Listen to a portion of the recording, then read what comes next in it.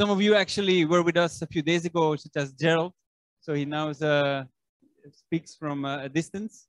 But thanks for joining us, and we're happy to have you here.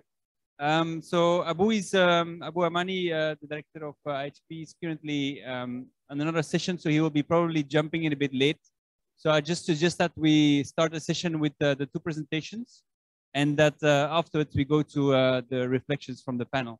So I just would like to invite Toshio Koike to give us an update, who is director of ICHARM, and who has of course been leading and supervising the project on Wadire, the remote sensing and early warning system for Western Africa. So please, Koike, if you can start your presentation. Thank you. Thank you very much. Can I share my screen? Can you see my screen? Yes, we can. Go ahead, please. Okay. It is my great pleasure to introduce our cooperative activity, which really stimulus, exciting, and fruitful even under the COVID-19 pandemic. Firstly, let's get an overview of the current situation of water-related disaster in Africa. This here shows the spatial distribution of water-related disaster in Africa, including the meteorological event such as cyclone, hydrological event, blue, such as flood, and climatological events such as drought and heat wave. In the past 16 years, from 1980 to 1995.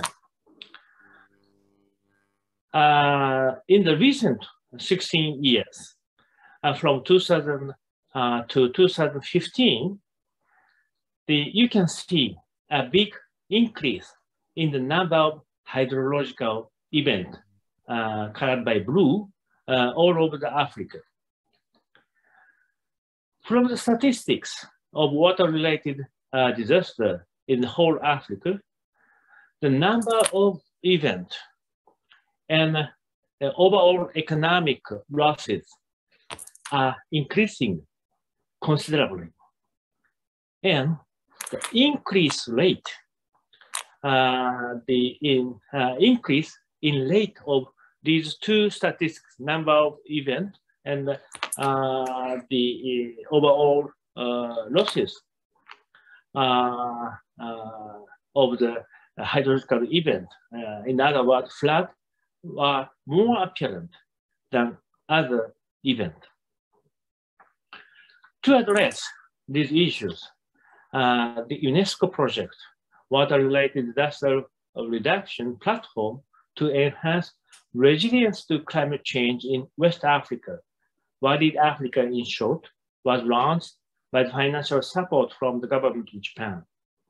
The kickoff meeting was held in June 2019 in Lome, Togo, aiming to share information on existing gaps of data and flood forecasting technologies in the Volta and the Niger river basins among high-level officials of 11 countries, Niger Basin Authorities, NBA, Volta Basin Authority, VBA, and representative of the 3 UNESCO regional offices in Africa, according to the agreement on 4 key points, including data, capacity building, modeling, and platform structure. We started the system development. To reduce the flood risk damage, a flood monitoring and early warning system was developed by using a water and energy budget rainfall runoff and inundation model, WebRRI in short, based on physical understanding of hydrological processes. We also consider observation data availability, statistically and or in real-time basis, and needs of the flood alarming and information for policy making.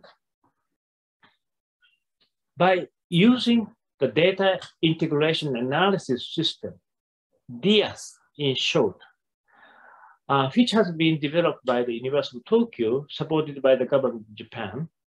Data archiving, modeling, and information dissemination are integrated. This is a bias collected hourly satellite rainfall product, which is available in real-time basis. To share flood early warning, this system provides a real-time the river discharge at basin scale and basin scale for the Niger and the Volta River basin, and hotspot scale for Bamako and Sansani-Mango at each hydrological station. Basin-wide, the inundation animation also available for 24 hours, 10 days, and 30 days.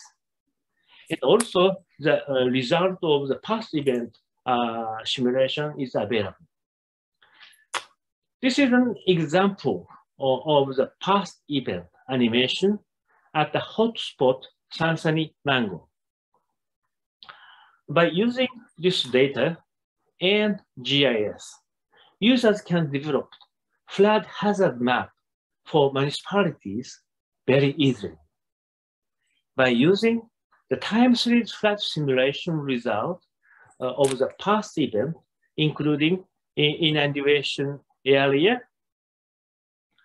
the discharge, and the inundation height, this system can support each responsible sector to develop a timeline of emergency response.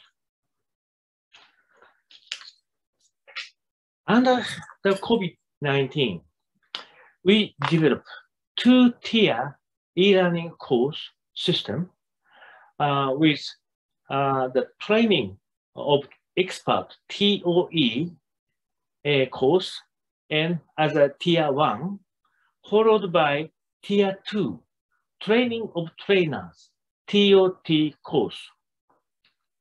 TOE, training of expert, the course, expert and professional from the 11 Niger and Volta Basin countries and the regional authorities joined the TOE at first. Within a week, the participants joined the self-study introductory lectures and self-study hands-on training by using PPT file with pre-recorded audio in English and French, and the video and online live discussion session for real-time question and answer, which is with simultaneous English and French interpretation. Then the participants were required to complete an online evaluation test on DIAS. Totally 288 participants, including 58 women, joined at least one online live session with 197 participants passed the evaluation test. The objective of the training of trainers, TOT, is to foster facilitators who are expected to become capable of playing a leading role in the, promoting proper community-based action with help from local stakeholders. Participants in TOT were nominated among the TOE training expert certificate holders. The one-week TOT course consists of a self-study lecture on role and function of the facilitators and managing a contingency planning workshop and online session for question and answer in the same way of the TOE. The TOT participants were evaluated based on the submitted draft concept note of a contingency planning workshop. This is an event sheet this is an evaluation sheet, actually. This is an evaluation sheet of the submitted concept note. Totally 44 participants, including 9 women, attended at least one online live session during the 2 sessions of the TOT course, and 30 participants passed the concept note evaluation and were awarded the TOT completion certificate. In this way, the UNESCO project, Wadid Africa, has achieved a great success even under the COVID-19 pandemic, based on the tireless and enthusiastic effort by the project management team members, all participants, and supporters. Thank you very much for your cooperation, and thank you very much for your attention. Thank you so much. Thank you so much, Toshio, Koike, for very clear explanation on what transpired during the Wadire training session, and hopefully we can build further on this approach and see if we can extend further, and hopefully also make sure that more capacities can be built along those lines. Maybe even also upscaling to other countries. Thank you very much. Then I would also like to invite Justin Sheffield from Princeton Climate Institute. If he could present from his side the work that has been done in Southern Africa and maybe in other locations around the world. Go ahead, Justin. Yeah, thanks, Koen. Let me just share my screen.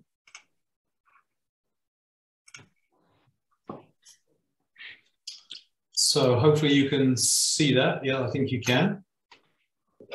So, so thanks everyone. So yeah, my name is Justin Sheffield from representing Princeton Climate Institute and also University of Southampton. This is also work that's done by collaborators at the University of Montana as well. So we've been looking at flood and drought monitoring and early warning for Africa in a similar way to the previous speaker. And I'm going to talk about some of the work that we've been doing in collaboration with UNESCO that's really focused more on the southern part of Africa, as well as some continental scale work that we've been doing.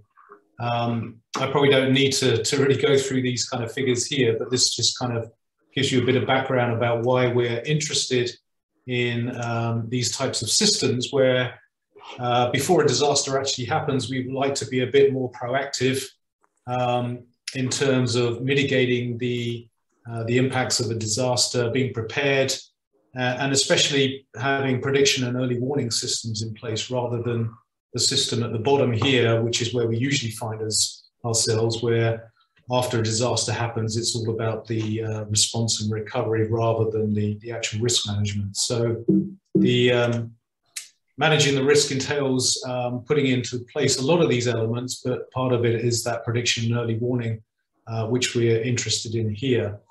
So we've been, as I said, working with UNESCO for quite a while now, since about the mid-2000s, working on originally an African flood and drought monitoring system.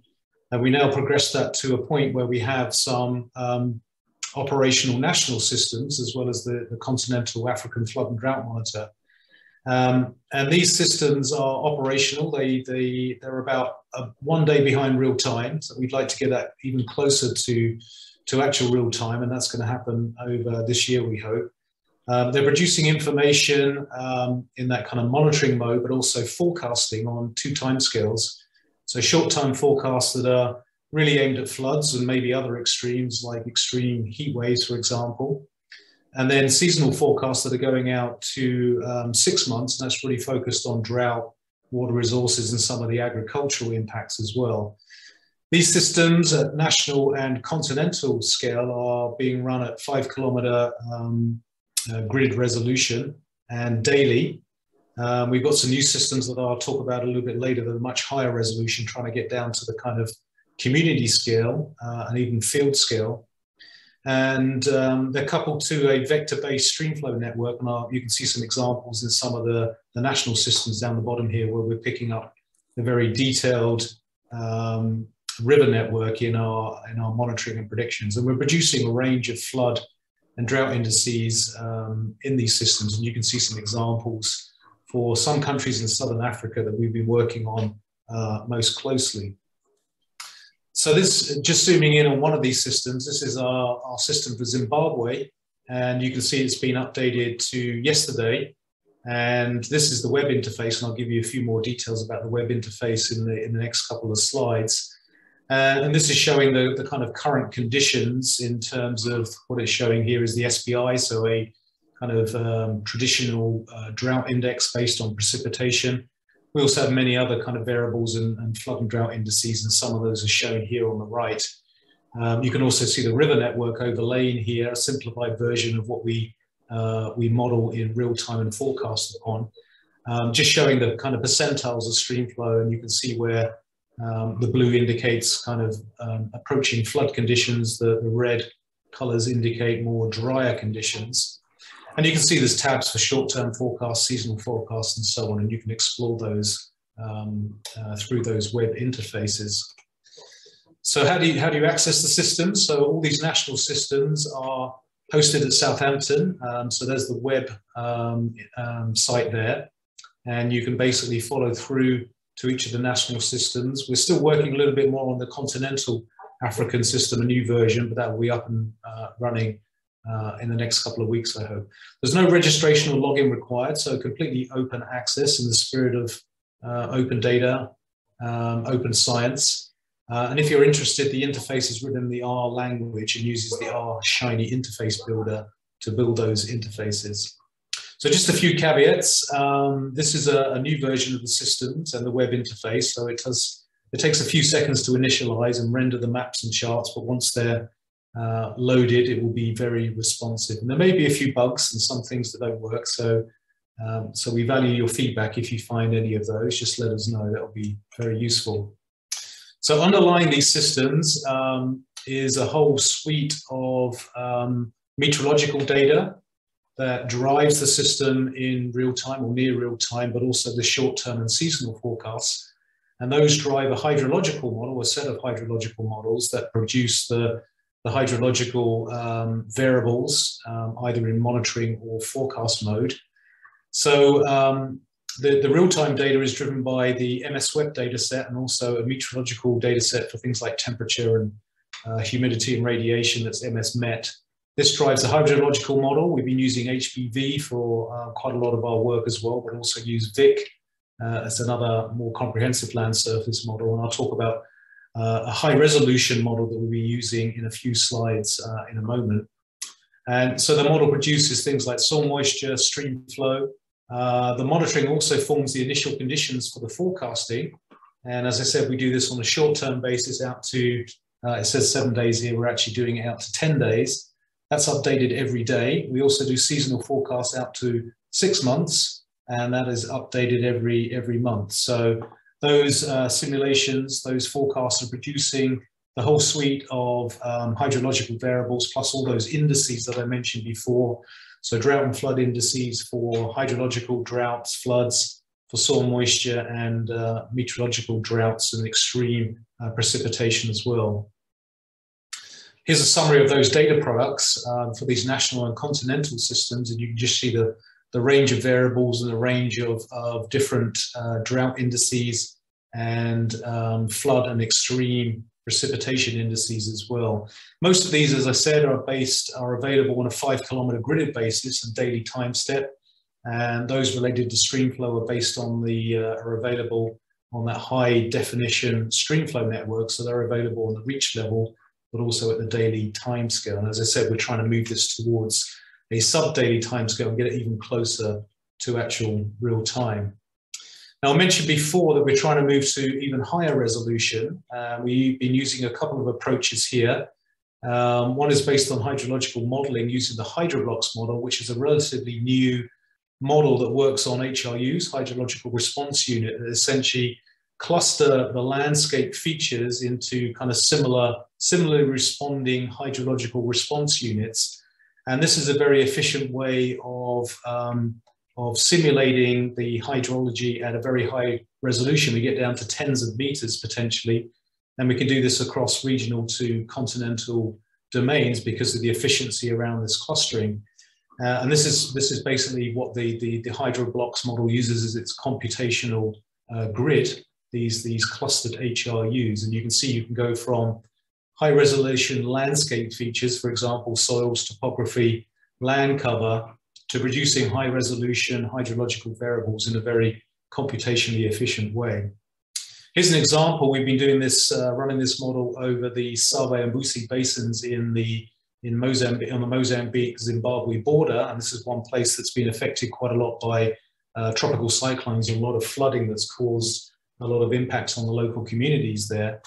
And so here we've been getting down to 30-meter resolution right across these catchments, which are quite significant, and really picking up the kind of detail that you expect to see across these quite complex landscapes. It's driven by a combination of the spatial variability in the precipitation, but also the variability in the soil properties, the topography, the slope, and so on, and also the land cover as well. We've been combining this high-resolution hydrological modeling with a new product that's been developed by our colleagues at University of Montana that's a satellite-based, microwave-based flood inundation product at 30-meter resolution. And this combines quite coarse-scale microwave information from the SMAP sensor, which is, as you can see, very large-scale, 36 kilometers, but then actually using a long-term Landsat surface water product to actually downscale that to 30-meter resolution. And here's an example of the inundation that's produced through a combination of the SMAP large-scale product and the Landsat very fine-scale product. Here's an example of the flooding that happened in Cyclone Idai back in March of 2019, which has caused a lot of issues for the region. And this is the product on the left here, the downscaled SMAP, a fractional water product. And this is compared with the Sentinel-1 SAR-based independent estimate of flood inundation. You can see that there's a good matchup between the two. And we're actually producing a forecast version of this that's going out to 3 days to give flood inundation forecasts at this very high resolution. So we're trying to combine the two things together. So that's combining the HydroBlocks model, high resolution model, with our rapid streamflow model that's working on this high definition streamflow network, trying to combine that with the SMAP downscale retrievals to give a combined product with some consistency between the hydrological modeling and the satellite inundation, and also produce a forecast version of this combined system together to give us down to this very fine scale, community level, almost field scale level estimates of hydrological variability, and especially the inundation part of that. So in conclusion, we have this monitoring and forecasting system, so aimed at floods and droughts, and it's at the national scale and up to the continental scale. These are operational. They're working at 5 kilometer daily resolution with a vector-based streamflow network and include short-term and seasonal forecasts. But we're also moving to using these new tools and data sets that are enabling us to get down to the kind of local scale, the community scale. So that's at the resolution of tens of meters, and we're doing this at sub-daily resolution to try to get those at more extreme events. So as I said, that's approaching the community scale for early warning of floods and droughts. And in terms of future, at least short-term future work, we're going to have a demonstration version of this for the Save and Busi catchments on the Zimbabwe-Mozambique border up and running very soon. And we're going to start combining the satellite information, the downscale SMAP information with the model-based estimates from the new HydroBlocks model, including the short-term forecast as well. So I'll leave it there. Thanks very much.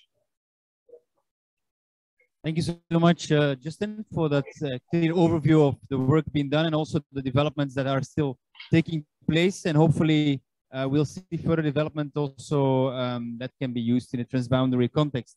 We also have Abou, he was here a minute ago. So, okay, there you go. Okay, actually I want to give the floor to Abou, but he's just on a call, so he'll come in a few minutes. So I just wanted to then maybe turn to my colleagues online, my panelists. So ideally would like to discuss a bit further, you as users, as people who have been engaged in this, with of course the colleagues who have been presenting. could you give a bit of feedback on, and I will start with Pauline Mufeti, Women First. So she's a hydrologist, and she's working at the Ministry of Agriculture, Water and Forestry of Namibia, and she's also our IHP focal point. So Pauline, what have been your experience with flood and drought monitors in your region? Can you elaborate a bit more on that? Thank you, Koen. Thank you, everyone. Yes, Namibia is a water scarce country, remain vulnerable from hydrometeorological extremes such as flood and drought as a result of climate change and variability. Hence, the impact of this flood, hydrometeorological extreme, especially flood and droughts, need for improvement and drought monitoring and early warning. There is a dire need for that. Hence, last year, 13th of July, during the peak of the COVID pandemic, Namibia launched the flood and drought monitor. The flood and drought monitor was built from the Africa Flood and Drought Monitor that was developed UNESCO together with Princeton University under the guidance of Prof. Justin Sheffield. And he just made a presentation, what it is all about. And the aim of this flood and drought monitor is to strengthen countries' preparedness for disasters and also to build resilience towards flood and drought. Our workshop was very successful, although it was one of the first virtual workshop we have conducted because we have to change to adapt to the condition of COVID. And a lot of stakeholders, they participated beyond our expectations. And for many, we even have to teach them about how to use Zoom before the workshop started and how to register. And one of the key outcomes from the workshop was that community stakeholder engagement from different levels, from grassroots level up to the level of decision makers, and also further investment and improvement of this flood and drought monitor, and communication of the information that is the forecasting information and monitoring information from this flood and drought monitor to make it understandable to what it means to the men on the street. And one of the key outcomes also from this, together with UNESCO, the ministry developed a draft strategy of integrated flood and drought management. And the flood and drought monitor will be embedded as a non-structural intervention measure towards flood and drought management. And also the issue of citizen science came out strongly, whereby how we can make use of our citizens, our stakeholders, to give us information on the ground and involve them in these initiatives. And in future, we are looking forward for community-based flood and drought monitoring and early warning. And just for my own personal experience with the flood and drought monitor, Namibia rainfall occurs during the summer season, and it's between October and April. But then just a few days when I look at the monitor, I saw that for the southern region, there was a forecast of high soil moisture content and inundation. And it happens that there was heavy rains in the area caused by the westerly wind of the southern hemisphere.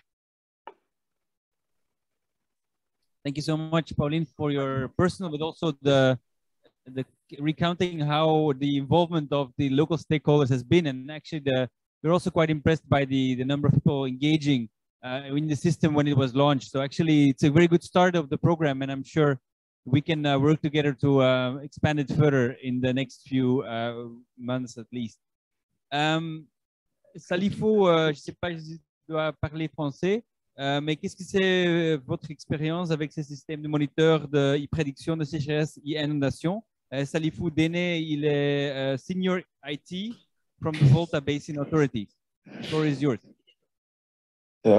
Thank you very much. Good evening, everyone, and good morning to Professor Koike Sanse.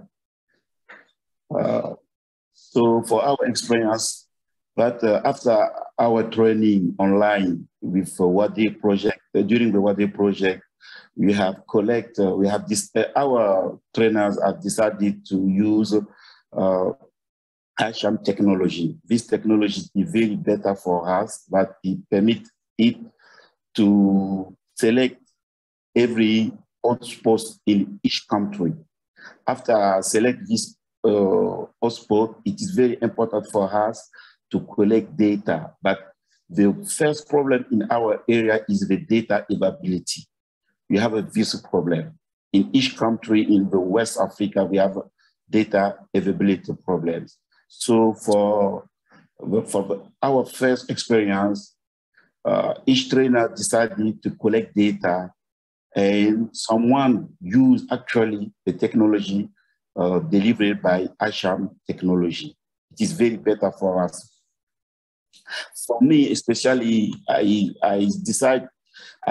use the tools to train some colleagues and some person from in West Africa.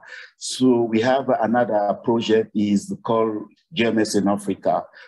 In this project, the VBA use the technology delivered by ICHARM to manage a drought and water disaster.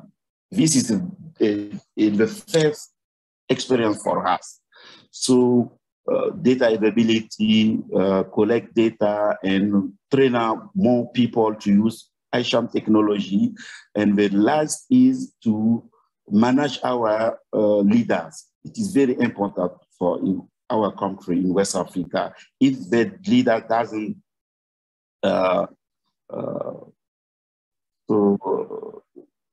that's a point has, it is very difficult for us to manage each area when if they have a drop or they have a flood. Well, this is our experience for this one experience in West Africa to use ICHARM technology. Thank you. Je peux reprendre en français très rapidement. En fait, pour dire que pour notre expérience ici au niveau de l'Afrique de l'Ouest, il y a le problème de la disponibilité de données qui est très, très importante. Et aussi la première expérience à utiliser les outils délivrés par ICHARM. Voilà. Et d'abord, pour ceux qui ont été formés très rapidement, sont en train de l'utiliser. Mais la première des choses, c'est d'abord la disponibilité de données qui est très, très importante au niveau de l'Afrique de l'Ouest. Merci. Okay, thanks, Salifou, for also making the point of the need for data, which is a really challenge if we data availability is there to make those systems work. And then finally, I would like to go to Gerald with the same question. So Gerald, how has your experience been so far with these systems which have been presented? And Gerald is a hydrologist at the Ministry of Lands, Agriculture, Water, Fisheries and Rural Resettlement of Zimbabwe. Gerald? Thank you very much, Koen. I hope you can hear me. Yes, we can. Thank you very much. So I've had experience, the earlier version of the platform around 2015, 2016, thereabouts. I managed to use it to carry out my MSc studies. And one of the key issues that I found really interesting about the platform is that it's a one-stop shop for information. You get your hydrology data, you get your meteorological data, and you also get forecasts and predictions, which is very, very much interesting and comes in handy, especially when dealing with the issue of floods and droughts. In Zimbabwe, we launched the local version of the flood and drought monitor, and the response was quite good. We had many stakeholders who came through, and people showed enthusiasm to use the platform for floods and drought monitoring. And going forward, I think we will definitely make use of the platform. An interesting element is that in the Bupusa basins, that is the Pungwe, the Buzi, and the Save basins that we share with Mozambique, we are carrying out a project through which we will put in place a monitoring system for floods and droughts. I think this is an opportunity for us to work with Justin and his team to see if it's possible for us to link the Zimbabwe flood and drought monitoring platform with the platform that we are developing for the Bupusa basins. I think it's an opportunity for collaboration so that we can have in place an integrated system that will be used by both Zimbabwe and Mozambique. And also an interesting element to it all, I know that we focus mostly on catchment hydrology, but over the years, we've had a challenge with urban flooding. And I think that's an area that we need to look at. That is urban hydrology. It's sort of like a neglected part of hydrology altogether. I think it would be interesting for us to try and explore urban hydrology and see how far we can go with monitoring and managing floods in urban areas. But in a nutshell, I think the platform is quite handy, and it's one of the tools that can make significant impact because it's a one-stop shop of information and data. And what we would like to see going forward is two-way interaction between the users and the developers of the platform, because I think it's very important to get feedback, two-way feedback, so that we can improve on what we have, and we can have the platform developing and becoming and improving in the long run, so that we make use of it effectively. So in a nutshell, that's it from me, Koen. Thanks a lot. Thank you so much, Gerald, for that feedback, and also the comments you made well noted. Maybe just a final question, if you want to reflect on that, is where do you see challenges to bring these platforms into decision-making areas and processes? And what would be your recommendations to streamline that further? And I think already Gerald made some references to that. So I will start with Pauline again, if you have any comments related to how to make it more actionable and put more into the hands of decision makers to become useful in early action protocols, for example. Thank you, Koen. Policymakers, they should be educated, not only raising of awareness, but it needs to be elevated to educate our policymakers in terms of giving support and investment in this initiative, because in the end, it's about saving lives and properties. And then also involvement in educating our stakeholders and the issue of communication and citizen science, and also providing financing to make this for the implementation of this initiative.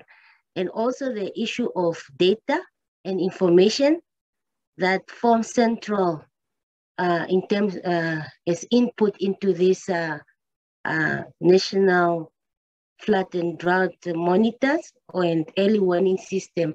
It's very, very important that we have reliable data as input into this system, and investment in data collection and monitoring is very important. Thank you. Thank you, Pauline. Salifou, you want to add something? Yeah, thank you.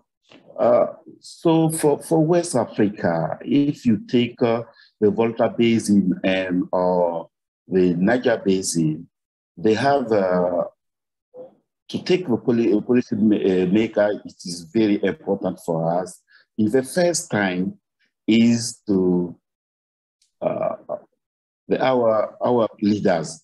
The first step is to train our leaders. After our training, we have a technician. When we give information to our leaders, they don't take carefully it. It is very better in the first time to train our leaders. In the second term, it is our population. So more population move to the river, it is for agriculture or another things. This is our second difficulty. So all platform in our platform, see, I can speak this, it is a platform from ICHARM, is good. Everyone, if you move to each country, our trainers can tell you it is a very good technology, but it helps us to take a decision quickly. But our leaders don't have important information to help us to use it in the whole of the country. This is our problem in West Africa. Thank you. Thank you, Salifou. Gerald, you want to add something there? Thanks a lot, Koen. I agree with the submissions that were made by Salifou and Pauline. I would like to buttress the points that they made by saying that it's very critical for us to speak or communicate with our leaders in the language that they understand. Like Pauline said, it's a matter of us saving lives and property. So if us as scientists, we give them information in its scientific form, they might not be able to understand or comprehend. So I think the onus is upon us to make sure that when we communicate with our leaders, we do so in a manner they understand. For example, lives lost, property damaged, the economic aspect or element of things. At least that way, it will help to put the picture, to paint the picture in a good way so that they will be able to understand. So I think we need to work on that. We need to work on communication strategies. In addition to training them, we also need to work on our communication so that when we talk to them, it's in a manner they understand, so that when they make decisions, they will have all the necessary information and they will make informed decisions. Thank you, Koen. Thank you very much, Gerald, and hearing here to making the forecast impact-based so that we also can see forecast in terms of people affected and infrastructure affected. So maybe that's also recommend we can take on board and see if we can make the monitors that have been developed more impact-based in terms of their forecast. Thank you so much.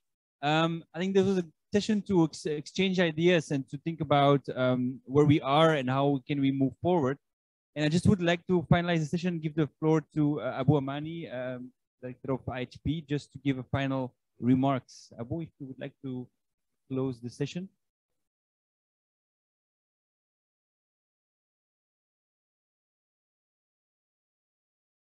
Okay, thank you. Thank you very much, Koen. And also thank you very much for all the speakers, starting from the beneficiary, Pauline, Gerald, Salifou, and it's very important to have such kind of a return of experience to learn on building capacity.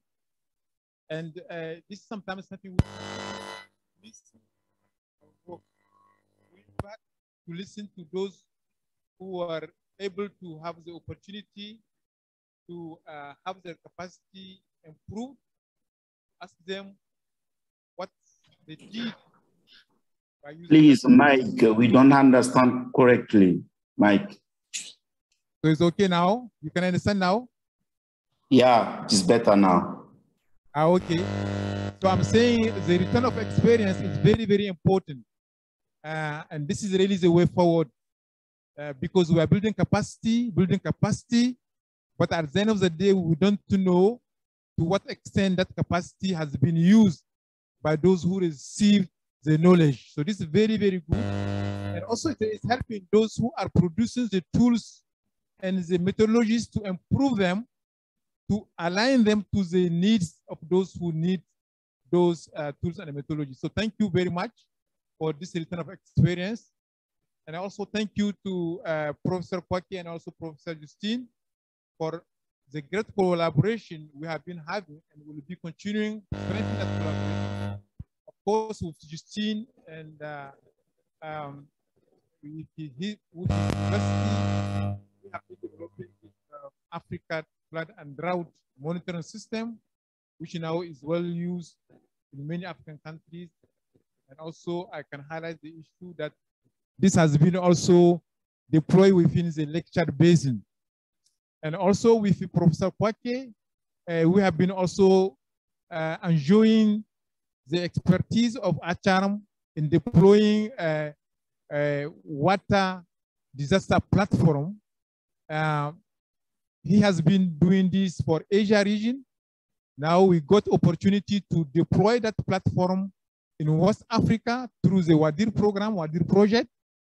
And thank you very much for all this opportunity. And we are looking forward to continue engaging with both of you so that we can really provide the reliable early warning system on flood and drought needed by member states to address those increasing water-related disasters. And we know climate change is with us, and we need to considering prevention and also tools and methodology will help us to alert to have early warning system. So thank you very much. And we are looking forward to continue engaging with you. And I want to also to thank Koen for facilitating this, this side event. We asked him to do this in last minute, but thank you really for making it.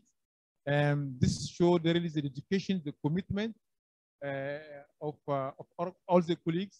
So we are looking forward to continue working with you. So thank you very much. Thank you, Abou. And I think we can close off the session here. And we look forward to working with you in the near future. Thank you so much and have a good evening.